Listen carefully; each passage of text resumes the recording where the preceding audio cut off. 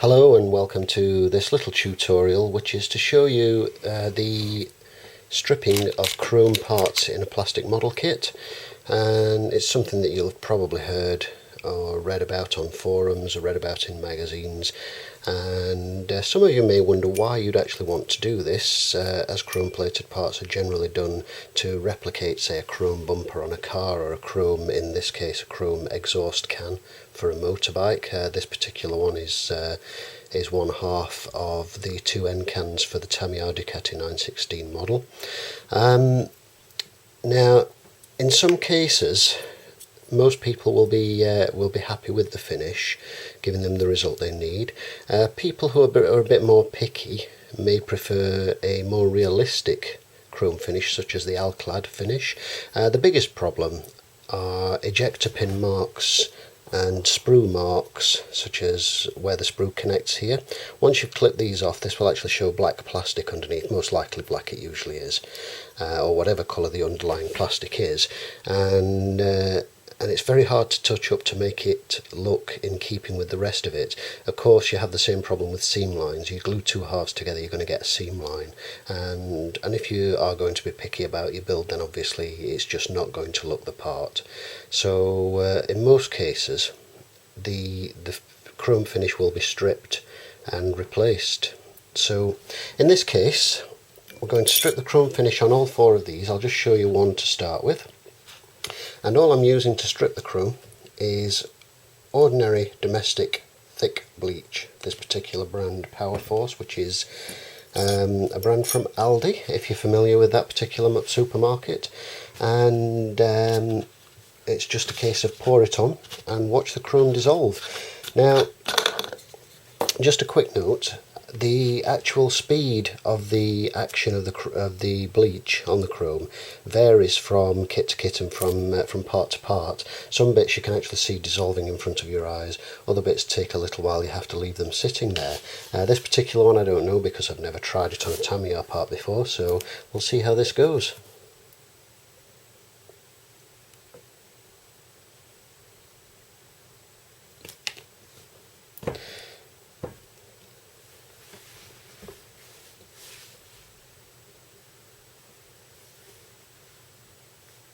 As you can see, I've just completely covered the part there with the bleach, and I'm just going to leave the video running on that for a moment and see how that goes.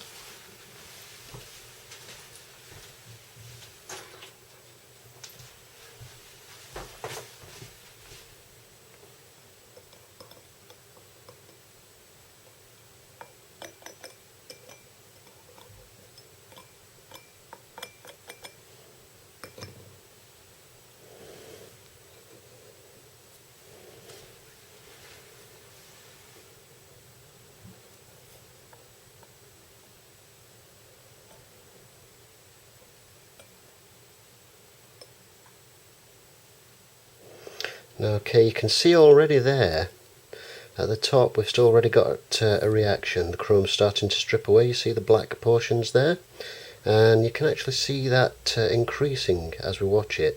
So while it's not as quick as some kits that I've stripped, it is still quite quick, and we do immerse that and just wait until the entire thing's stripped completely clean. Now in this case, it's not because I'm being picky about the chrome finish of the exhaust. I'm actually planning to do a weathered finish on this particular one and replicate a slightly rusted steel end can, which is for a project I've got going at the moment. But yes, you can certainly see that now. And as I say, in this case, black plastic underneath. In most cases it is.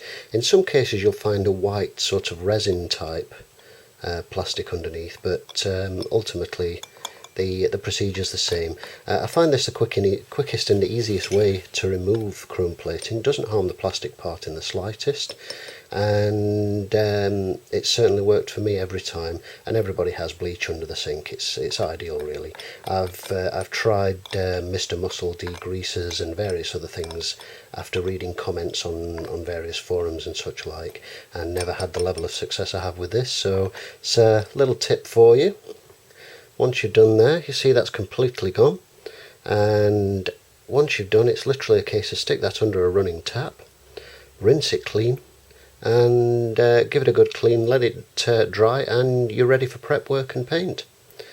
I've gone and given the part that I stripped a bit of a rinse and dried that off, and I just want to see if I can show you, try and catch the light a bit, so you can see that the detail has retained perfectly on the plastic. It's not damaged the plastic in any way, shape or form. You can still see the sprue part with the number on there, the raised detail for the stamped number, and it's still got the bands around the centre and what have you. And this is what it looks like in its chrome plated or silver plated format. I'm going to pop a part into the bleach. I'm going to try and focus up a bit more closely on the bleach so you can see the part in question. And the idea here is to, what I shall do with this, once I've popped the part in the bleach, I'm going to show you speeded up footage of the chrome dissolving, just because I think it looks interesting. It's quite fascinating to watch. So there we go, there's the part immersed.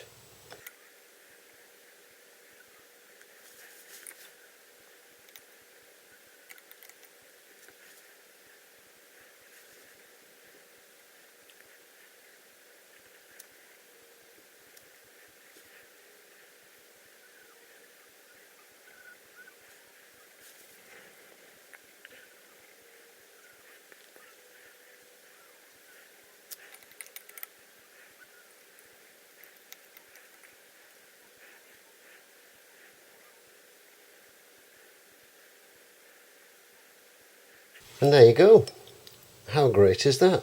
There's one completely stripped part. Still a little bit inside there, as you can see, where there's been a bit of an air bubble, but I'm not particularly worried about that. All that needs a bit of a swish around to get some bleach into there. But yeah, it's fabulous. Much easier than sitting there with sanding sticks and losing detail in the process. So once again, I hope this has been useful for you guys. One more thing worth noting incidentally, you'll note I mentioned at the start that I'm using thick bleach. That's actually irrelevant with regards to whether it's thick bleach or thin bleach. It just happens that thick bleach is what we had under the sink cupboard. So if you have thin bleach, it will work just as well.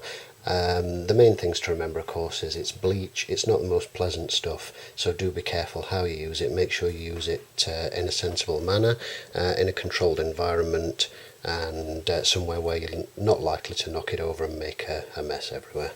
Thanks again.